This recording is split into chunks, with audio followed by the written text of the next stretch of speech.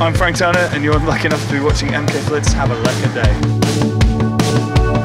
Where we going? 'Cause I don't know the way. I sealed my fate and made my decision known. Are you enjoying park life? I'm loving it. I love park life. Park life. Unbelievable, like it's really rare to find a day fest. This is the sickest day ever. I mean, this should be worldwide. Woo! Your park life's awesome! I'm loving it. Such a beautiful way to spend a day. Park life is insane! I'm loving it. It's amazing, it's so fun. I love this shit, yo!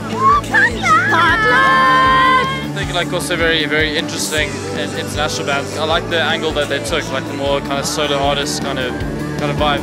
It's you and your occasion. It's pretty much identity for Frank Turner. Ah, big fan. Big fan. Frank Turner's was epic.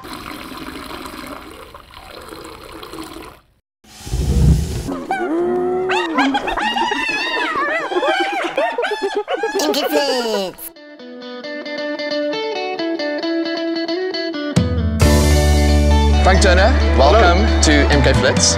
Thank you very much. Welcome to South Africa. Thank you. So good to have you I'm here. so excited. We got you fresh from the stage. Is that like Yeah. you just you signed some autographs? Yeah, I signed yeah. it's about an hour, actually. but yes, other than that, I have just come straight here. Although I picked up a beer en route, but otherwise we're doing well. No problem with that. It's always good to have a cold one. It is always good to have a problem. In all honesty, if you did have a problem with it, it wouldn't matter. Exactly. Exactly. And I'm so excited and happy to be here. Specifically, actually, it's kind of weird for me. I have been to Johannesburg once before when I was like 18, so which was 14 years ago. And like it's a weird bit of kind of like self-analysis, like the person I was then, the person I am now, and the things that have happened in between. And I think that if the me that was in Johannesburg last time around could see me now, they would be incredulous. I think it's difficult. But no, I've been looking forward to this show, these two shows for a long time, and I'm very excited to be here. You're a very accessible person as well. Like you just said, you spent an hour signing autographs, and that's sort of your vibe. You like to mingle with the fans. Yeah, well, I mean, to be blunt, I don't really like the word fan very much. Okay. It kind of smells of Marie Antoinette to me. Like, you know, when I'm not on tour, I go to gigs. And for me, growing up with the hardcore scene, the whole point was that it wasn't that there was this class of musicians and a class of people who came to gigs. It was that we were all together and people would take their turns to be the ones on the stage. And that's very much still kind of governs how I think about music. And, you know, and I always think that the best way to get off the stage is off the front at the end of the show, which is what I just did.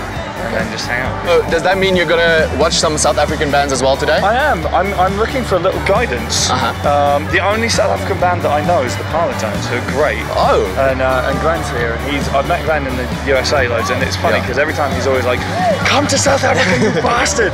And we finally have, so that's fantastic. But yeah, I saw something about a mouse, someone mouse. There was a guy, he played on this stage. Matthew Mole? Matthew Mole. Matthew Mole.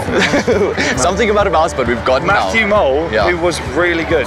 I really enjoyed his set a lot. But other than that, I'm open to new adventures. I want to talk about your social media. First of all, I want to talk about your Instagram, and I want to know, where did the weasel come from? Because that's very interesting. It's all over your Instagram. If you don't know, go check it out on Instagram. Now let me tell you something. You just won a prize.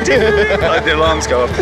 I've been waiting for the first person to ask me a question about the weasel in interviews, and it's you. Yes! You've done it. You win 10,000 scene points. Yes! Okay, my regular guitar tech, who's not here unfortunately, is a guy called Keharo Doherty. He's an Irishman. Plays in a band called Jet Plane Landing. One of my very best friends, but his nickname is the Weasel.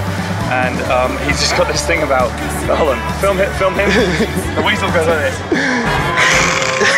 Like that. That's the Weasel. And he started doing it. And then we just started getting other people to do it. Do you want to do a Weasel right now? I can. So I just jump in and go. You've got to jump into shot, hiss, and jump out again. Okay, let's try this. Ladies and gentlemen, holy shit, I think there's a Weasel around here somewhere. Was that right? That was absolutely perfect. Yes. Amazing. I nailed the weasel. Oh, that sounds weird though. He's a very nailable guy, what can I say? I want to talk about the tattoos as well. Yes.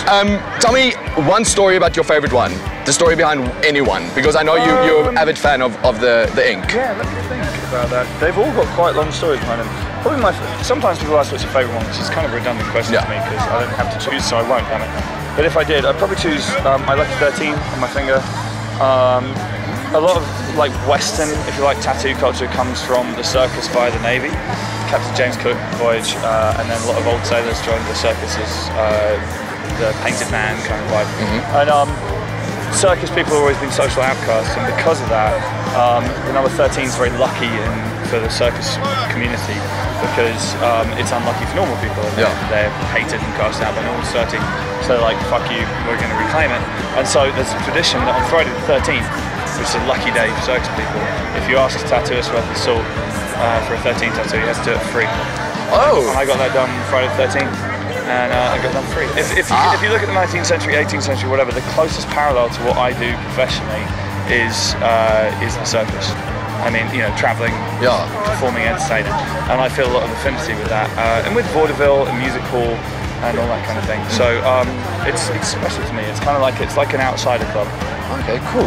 In one music video, you actually got a tattoo for real. Yes. It happened. So the Losing Days video, you got that actual tattoo. I did, yeah. Was it hard to just compose your face? Because I mean, that's quite a sensitive part of the skin as well. You an inked man? No, I've got nothing. Okay, yeah. Up here, top end of there is no fun. Yeah. And I was getting inked, and the thing is, there was a crowd of about 100 people watching. And sometimes when you're getting tattooed, you can tap out if it hurts too much. And I really wanted to tap out, but we were running up against the end of our filming schedule, and there was people watching. I didn't want to look like a pussy, so I stuck it out. But honestly, the top end of that up in there, yikes, no fun. And I think part of the thing with tattoos, you earn the right to have them by suffering the pain.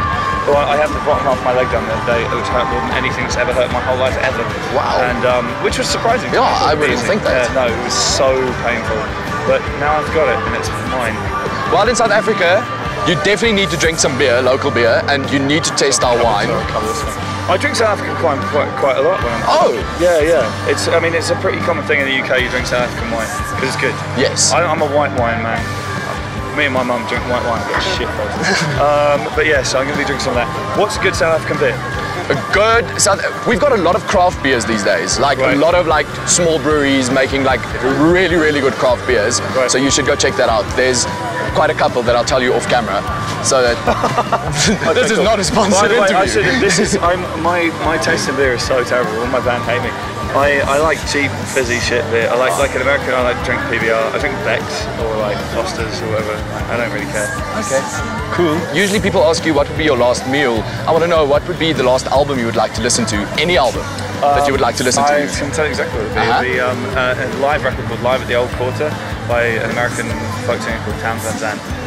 It is the single greatest record ever made, in my opinion, and it's very, very downbeat and very depressing, and it would be an excellent way to finish. So happy to be in South Africa, honestly. We're happy to have you here. Awesome. Let's shake hands. With a microphone. With a microphone. That's terrible. Thank you. Donkey. There we go.